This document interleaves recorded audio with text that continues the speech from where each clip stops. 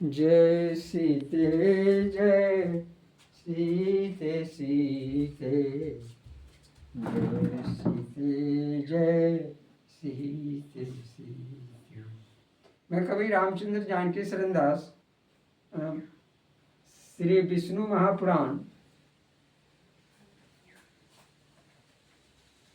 श्री शिव महापुराण के 20वां अध्याय से आपको कथा सुना रहा हूँ।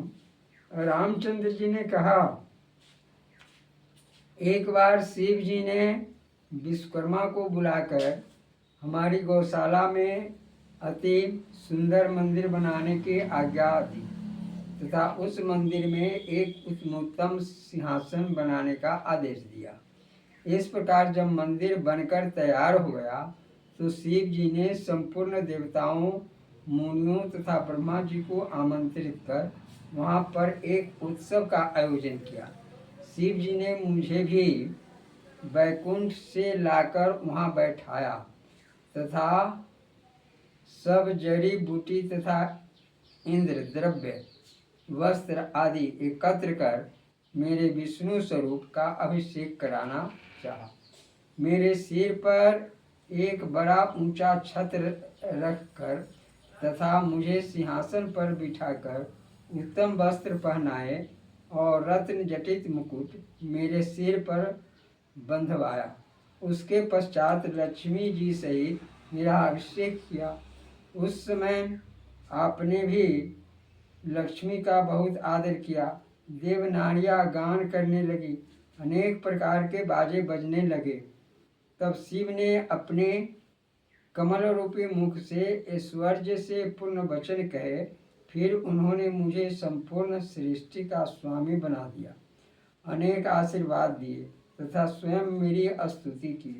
फिर ब्रह्मा से कहा कि तुम भी इनको प्रणाम करके उनकी बड़ाई करो तथा समझो कि आज से विष्णु तुम इनके स्वामी हुए।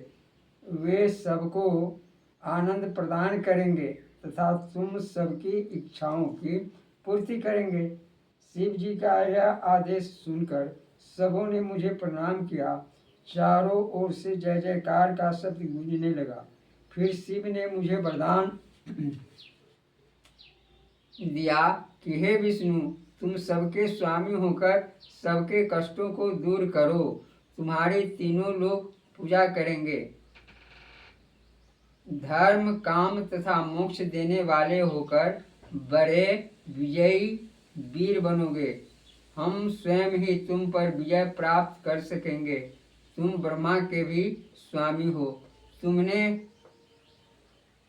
तीनों लोक प्रदान किए। अब तुम अवतार लेकर तीनों लोकों का पालन करो। हम तुम्हारे भक्तों को आनंद दिया करेंगे तथा उनको मुक्ति करेंगे। साथ ही तुम्हारे शत्रुओं का वध कर हर प्रकार से तुम्हारी सहायता किया करेंगे। ब्रह्मा हमारी दाहिनी तथा तुम बाईं भुजा हो। तुम्हारे अवतार जो कि राम एवं कृष्ण के रूप में होंगे, उनको हम स्वयं जाकर देखेंगे तथा संसार के देखने के लिए सदैव उनकी भक्ति किया करेंगे। हे माता, तब से जहाँ शिव जी निवास करते हैं, मैं भी वहाँ स्थित रहता हूँ। शिव लोक में ही विष्णु लोक है, जिसको गोलोक भी कहते हैं। मैं शिव के आदेशानुसार ही अवतार लेता हूँ। मेरे मत्स्य आदि अनेक अवतार हो चुके हैं। मैंने उन्हीं अवतारों में संसारी कार्य पूरे किए हैं। हे देवी, इस समय मेरा अवतार 4 रूपों में हुआ है। राम, भरत, लक्ष्मण तथा शत्रुघ्न, इन चारों का मन एक है, परंतु शरीर अलग अलग है। मैं अपने पिता की आज्ञा से वन में आया हूँ, क्योंकि उन्होंने कैकेयी को वरदान दिया था। मेरे साथ लक्ष्मण तथा सीता भी आई थी। रावण सीता को हर ले गया है, उसी को हम ढूंढते हैं। आपके दर्शन से मेरे सब कार्य सिद्ध होंगे। इस प्रकार मुझको तो सीता हरण अत्यंत शुभ हुआ, जिससे आपके चरणों के दर्शन प्राप्त कर सका। मुझे पूरा विश्वास है कि अब मुझे शीघ्र ही सीता का पता लग जाएगा। तथा मैं शत्रु पर विजय प्राप्त कर सीता को प्राप्त करूंगा। संसार में उससे महान कौन है जिसके ऊपर शिव जी तथा आपकी कृपा हो। तीनों लोकों में शिव जी के समान कोई कृपा करने वाला नहीं है। उनके अनेक अवतार हैं।